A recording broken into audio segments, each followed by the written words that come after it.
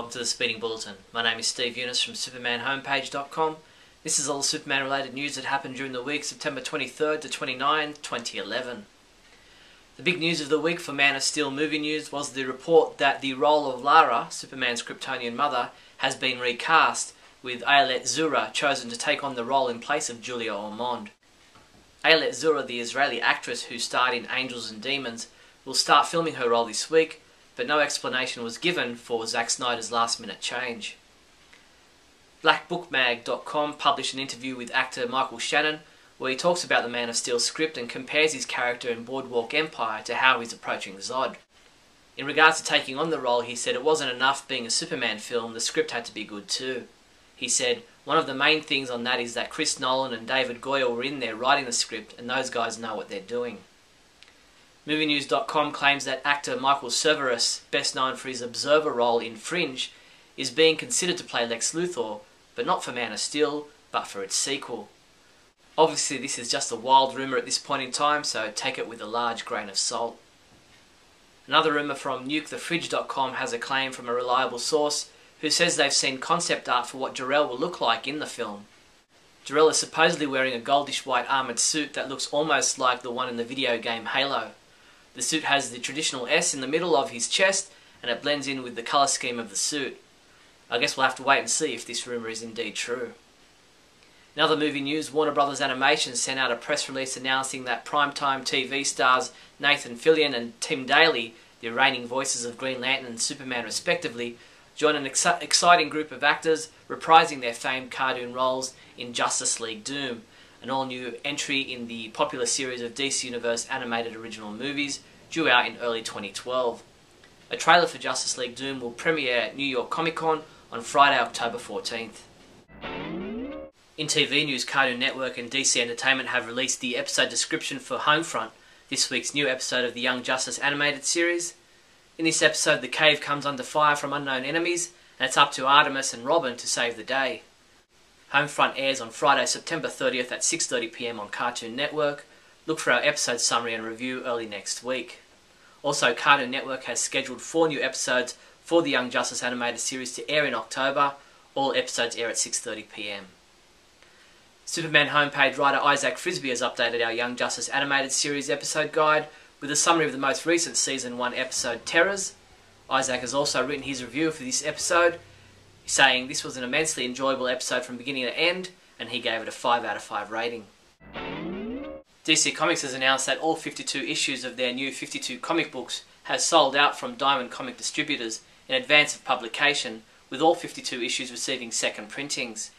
Batman #1 joins Justice League #1 and Action Comics #1 as the third title with sales exceeding 200,000 copies. USA Today took a look at issue #1 of the new Teen Titans comic book ahead of its release this week.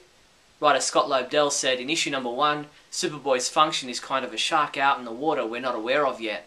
Even though the readership will know Superboy will come knocking relatively shortly, the Teen Titans themselves don't, which will make this more exciting. ComicBookResources.com caught up with writer Grant Morrison to bring us up to speed on the Superman we're seeing in his run on Action Comics. He said, you get to see what his limits truly are in Action Comics #7. You get to see if he can actually run or jump or fly. That development is a big part of what we're doing, but right now he's kind of an in-betweener. He's only 6 months into his career. DC Entertainment has worked with Amazon to bring 100 of its original graphic novels exclusively to Amazon's newly announced Kindle Fire, including the best-selling graphic novel Superman Earth 1, which is available for the first time digitally. The book is available for pre-order now in the Kindle store, and readers can soon purchase other DC Entertainment graphic novels. Superman comics we reviewed this week included Supergirl #1, which was reviewed by Jeffrey Bridges, who gave it a 3 out of 5 score, saying it feels like filler and it's only the first issue. Adam DeChannel is running a little late with his Young Justice #8 review, but we'll bring you that this coming week along with his Superman #1 review. Speaking of which, Superman comics available this week from September 28 include Superman #1, Teen Titans #1, Action Comics #1 second printing, Justice League #1 Combo Pack second printing, and JLA Volume 1 trade paperback. Warner Bros. Consumer Products has partnered with Wonderforge to make DC Super Friends and Justice League board games in the US and Canada. The DC Super Friends games will launch next fall, followed by a line of Justice League games in 2013.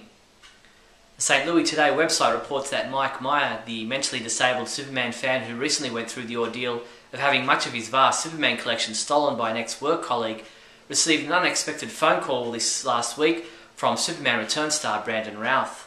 The two talked about all things Superman for nearly half an hour.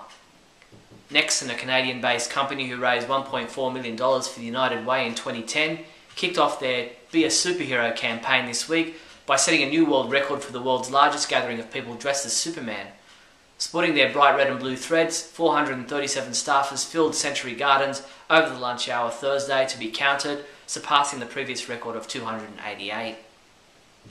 Looks like it was a week for superhero-themed world records, with the Herald Sun in Australia reporting on a new world record set in Melbourne this past week for the most people wearing superhero costumes in one location. Melbourne smashed the previous record of 1,091 people held by the UK, when 1,245 people gathered at Federation Square. The Superman homepage has teamed up with HalloweenCostumes.com to give two lucky fans a chance to win a Superman or Wonder Woman costume in time for Halloween this year. To go into the draw, you simply have to leave a caption for this image on the contest page. Entries close at 11:59 PM Eastern Standard Time on October 12. Episode 81 of Radio KAL, the monthly podcast of the Superman homepage, is now available to download.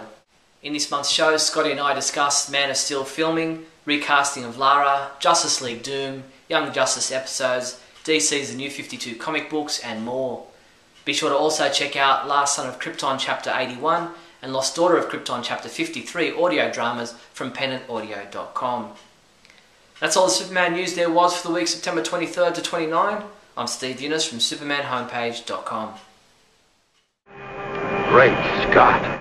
Great Scott! Great Scott!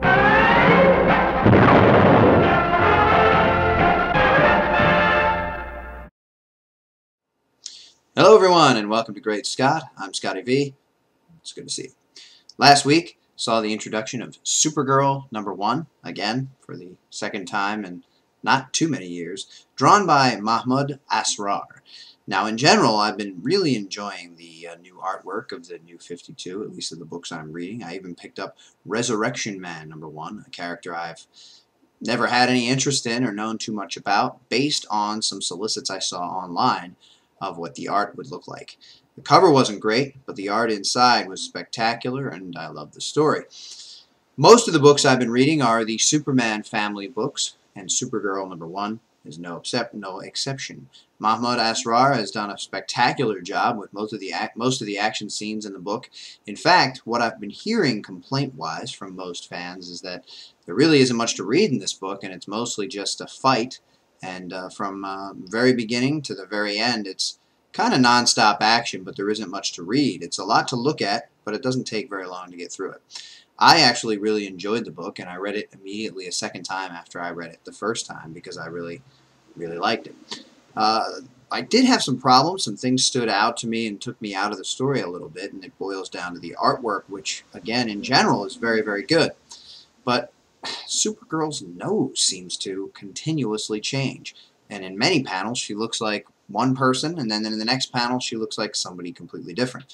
For instance, on page 3, which is our first look at Supergirl climbing up out of the hole that's been caused by her crashing ship or meteor or whatever it is she arrived on or in, she's looking downward, and so we as the camera are looking down on her head, and a nose looks fairly normal. On page 4, the splash page where the title appears, in general the whole page looks okay, but her face looks a little weird, but she does look like a kid, kind of adolescent-ish. Her nose, though, is kind of fat and wide. When you get to page 5, the entire facial structure seems to change again. Now she has much longer features, kind of thinner. Her nose is longer and not nearly anywhere near it doesn't look wide at all. And then back at the bottom of the same page, her face gets rounder again, her eyes get rounder again, and she looks younger once again. When we get to page 6, she has a completely new look once more, and she looks a little like a Russian supermodel. It's a beautiful picture. The features are evenly paced out. They look almost perfect. It's probably the most beautiful Supergirl looks in this book, but again, the look of her changes. It's not consistent from one panel to the next. It's almost like you're looking at a different person. 7 and 8, she looks like the same person, but still a different person than she was on page 6 or any of the other pages. And then when we get to 9, we get back to a tiny little button nose, which she didn't really have but one panel in this entire book. She kind of has the nose on the cover where all you can see is the bottom of her nose. She has no bridge, nothing really wide, nothing really standing out. It's almost perfectly proportioned with the rest of her face, and we kind of see that on page 9. Then on the final splash page where Superman appears, Superman looks okay. I knew he was coming. I was really excited to see him. I knew that was the way it was going to go. But he's a little too wide. He looks a little, I don't know, it looks a little odd. Not as good as the Jim Lee designs or even in the Superman book that came out this past week. Supergirl at the bottom of the page, seeing Superman, is surprised and shocked. Her eyes are wide, and again, she looks like a child. So my biggest issue on this is that they need to establish a consistent look for Supergirl. I actually went back and checked twice to make sure I somehow didn't miss that certain pages were drawn by one artist while certain pages were drawn by another. But no, it's Mahmoud Asar through the entire book. And if you look here, even on the cover, she looks great, but she looks different than at any other point in the book. And I'm not sure why the same artist couldn't draw consistently from one page to the next. The story, though, was pretty exciting. I liked Supergirl showing up. The one thing that bothered me story-wise was that she's already wearing her uniform from Krypton and therefore won't be emulating her cousin Superman, where in fact he's going to be emulating her even though he doesn't know it. But that's it for now. I thought the book was good. I'm enjoying the new 52. Thanks for watching, everybody, and remember, always look up in the sky.